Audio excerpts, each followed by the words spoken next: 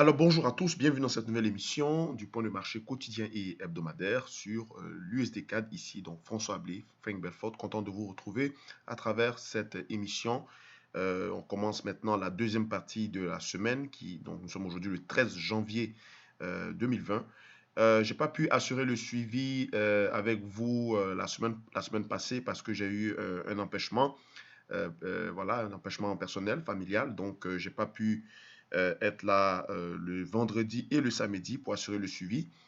Donc, on avait décelé, on avait entamé une stratégie short qui devrait se matérialiser ou qui aurait dû se matérialiser après la cassure et la validation des niveaux qui sont ici, c'est-à-dire la clôture en dessous des 1,29 650. Malheureusement, le marché a clôturé à ce niveau-là et a réintégré ce range qu'on avait, dans lequel nous travaillons depuis maintenant des semaines, dans lequel nous sommes également, donc ce range qui est en cours.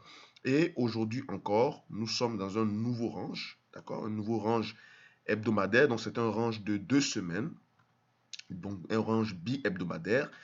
Nous sommes également au début de la deuxième semaine du mois de janvier et on remarque que le marché, après avoir été shorté violemment sur les sommets de 1,31 150, commence à se stabiliser, voire peut-être pour reprendre le chemin baissier. En tout cas, c'est ce qui se profile à l'horizon. Alors, ce niveau qui est ici, qui représente le milieu du range, qui est un peu comme le prix moyen, hein, entre les deux ranges dans lesquels nous évoluons, c'est-à-dire le prix moyen qui est ici, qui est à 1,32, qui n'avait jamais été revisité. Lorsqu'on a cassé, on a travaillé sur cette zone et après on a accéléré. Ensuite, on retrouve encore un autre un léger prix, un petit prix moyen entre 1,30 300, mais qui constitue le range de 1,31 et 1,29 600, d'accord, ce petit range bi-hebdomadaire ici, donc dans lequel nous sommes en train de regarder pour voir est-ce que d'ici la fin de la journée, on ne va pas amorcer une cassure, une baisse pour définitivement reprendre le chemin baissier. Alors, ce qui est difficile dans ce scénario, c'est que quand on regarde l'allure du graphique de l'USDK, donc d'un point de vue technique, on semble vouloir amorcer, hein, un retournement euh, haussier à court et moyen terme. Pourquoi? Parce que euh, depuis que le marché avait cassé son canal ascendant ici, d'accord, son canal ascendant de moyen terme, vous le voyez ici, je vais le tracer manuellement, mais juste pour illustrer, après je le retire. Alors ce canal, hein, on le voit ici, euh, voilà. Alors, ce canal-là qui avait été cassé, on a fait un pullback. Le pullback a duré pratiquement 6 mois parce qu'il a commencé, on a débuté cette cassure à partir du 18 juin. Ce canal ascendant a débuté à partir de l'été 2017, donc c'est un canal de moyen terme. Et on n'a jamais pu quasiment repartir à la baisse comme il était prévu. Donc, on a beaucoup oscillé à l'intérieur de ce canal. Et on le voit également ici avec l'allure de cette correction qu'on avait entamée, donc la troisième enjambée baissière. On voit bien que le marché a tendance à vouloir repartir, taper il a tapé d'abord il a fait un plus haut, un léger plus haut, peut-être venir recorriger, d'accord? Et s'il reclôture encore ici, là où il a été lorsqu'il a invalidé notre stratégie baissière, je peux vous dire que deux échecs de suite, cela techniquement amène donc l'hypothèse d'un double bottom, donc un retournement haussier, d'accord? Donc deux échecs sur un support consécutif, cela augure donc un retournement haussier pour la suite pour la suite du marché, donc au niveau de la fin du mois de janvier, voire les prochaines semaines, les 3 semaines de janvier. Alors, le facteur fondamental qui est en cours, bien sûr, vous savez que euh, avec les différentes informations concernant l'Iran l'Iran, les États-Unis et la Chine, ça milite plutôt pour une sorte de stabilisation, voire de pousser le dollar à jouer le rôle de valeur refuge. Donc, ce qui fait que le dollar, lui, il est en train de se stabiliser, voire progresser. On le voit ici, hein. Il n'a jamais quitté, il a cassé légèrement, il travaille le prix moyen de son range, également lui aussi est en range, mais il ne quitte pas, il ne sort pas de ce premier canal-là, qu'on va mettre ici, on va le mettre en bleu, hein, pour différencier euh, les différents mouvements qui sont en train de se passer sur les actifs que nous étudions. Alors, donc, ce canal ici en bleu, c'est le premier range au niveau du dollar, il est difficile, d'accord? On n'est pas encore sorti de ce canal pour parler d'une, on va dire, d'une, euh, d'un mouvement, d'accord, sur les marchés, d'un mouvement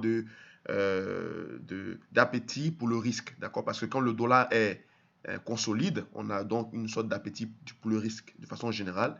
Et quand il se stabilise, voire se renforce, c'est une question d'aversion pour le risque, d'accord?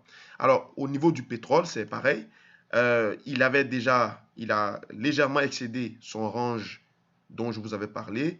Il a tapé donc il a, on va dire, frôlé sa résistance, sa résistance majeure de 66,50 et après il a été shorté violemment, d'accord, et même réintégré ce canal. Mais quand on regarde de plus près, qu'on s'y intéresse, il n'a pas vraiment clôturé à l'extérieur de ce canal-là, hein. Il n'a pas clôturé à l'extérieur de ce canal, il a juste fait une amplitude et il a recorrigé pour reclôturer à l'intérieur. Donc, a priori, le pétrole, il est en phase de stabilisation, voire de correction. C'est tellement venu s'appuyer également sur le milieu de ce range, d'accord, qui est à peu près donné aux alentours des 57 dollars le baril. Pourquoi pas chercher à tester si on échoue là-dessus et qu'on continue, on passe à travers ça, ça sera certainement une correction en chute libre qui pourrait donc pousser le dollar canadien, l'USD CAD à la hausse, hein. Par contre, si on rebondit sur ce niveau du prix moyen, on pourrait avoir bien sûr un retour en force du pétrole. Certainement sera alimenté par l'actualité entre l'Iran et les États-Unis et l'activité commerciale dont je crois, le 15 janvier, c'est-à-dire après-demain, mercredi, il est supposé avoir un deal entre les États-Unis et la Chine. Il me semble que, selon les dernières informations, le président américain serait déjà à Pékin, d'accord, pour rencontrer son homologue chinois. Donc, toutes ces informations amènent ou militent pour une stabilisation des cours, voire une reprise acheteuse de l'USD4 parce que le dollar semble être stable, voire haussier. L'indice du dollar canadien, lui, qui suit un peu le pétrole, se stabilise.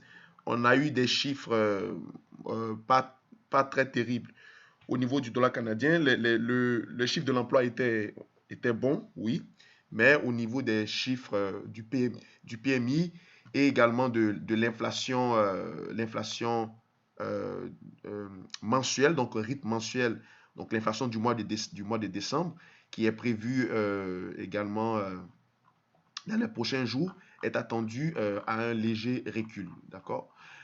À ce sujet également, au niveau du dollar canadien, il n'y a pas vraiment de grosses informations dans le calendrier pour l'indice du dollar canadien à ce qu'il puisse évoluer. C'est juste seulement au niveau des prévisions sur le dollar américain, comme les ventes au détail. On a des prévisions, des légers reculs. On a par exemple les ventes au détail qui sont attendues à 0,3%, dont précédemment il avait fait donc à peu près 0,2. Donc ici, on gagne à peu près 0,1%. Par contre, au niveau de l'inflation l'inflation en rythme annuel du dollar américain, lui, il a attendu un recul, d'accord? Il a attendu un léger recul. et puis l'inflation sous-jacente aussi est attendue en stabilisation. Donc pour l'instant, on peut dire la devise ou disons la monnaie ou la valeur du dollar index est plus ou moins stabilisée, est plus ou moins soutenue par rapport à son concurrent qui est le dollar canadien qui lui semble se stabiliser compte tenu de l'absence des différentes nouvelles macroéconomiques qui l'entourent. Au niveau du pétrole, c'est également on milite pour une stabilisation des cours, donc une baisse dont on a commencé, vous le voyez ici, ça a été violemment shorté à l'entrée de la grande résistance ici qui est 66,50. D'accord? Donc pour le moment, rien à signaler. Aucune stratégie pour le moment n'est en cours. On observe les cours. On va simplement voir si on clôture en dessous de 1,30, 330 et même pourquoi pas 1,30, 100. Oui, 1,30, 120 et 1,30, 330. Il faut qu'on clôture en dessous de cette zone pour commencer à regarder attentivement si le marché est dans des dispositions pour pouvoir euh, échouer encore dans ce canal, d'accord, ce petit canal ici, afin de pouvoir valider l'hypothèse d'un momentum acheteur, donc d'un retournement acheteur de très court terme, ou alors, puisqu'on vient de commencer le début de la semaine, est-ce que l'impulsion qui est en cours risque d'invalider ce range bi-hebdomadaire pour casser violemment ce petit range afin d'accélérer sur des niveaux assez importants et donc de valider cette baisse, cette correction baissière sur l'USD4 qui est attendue depuis quasiment depuis 6 mois. Parce que depuis qu'on est sorti de ce canal ascendant, on n'a jamais été plus bas que 1,30, même on n'a jamais été plus bas que 1,29 500, 1,29 600. D'accord, on s'est toujours arrêté. Alors que le potentiel de baisse de ce canal de moyen terme est à peu près aux alentours des 1,26 50, d'accord, 1,27. Donc c'est quand même au moins 200, 300 pips plus bas, d'accord. Alors merci d'avoir suivi ce point de marché. On se retrouve plus tard pour d'autres stratégies et d'autres émissions. Merci, au revoir.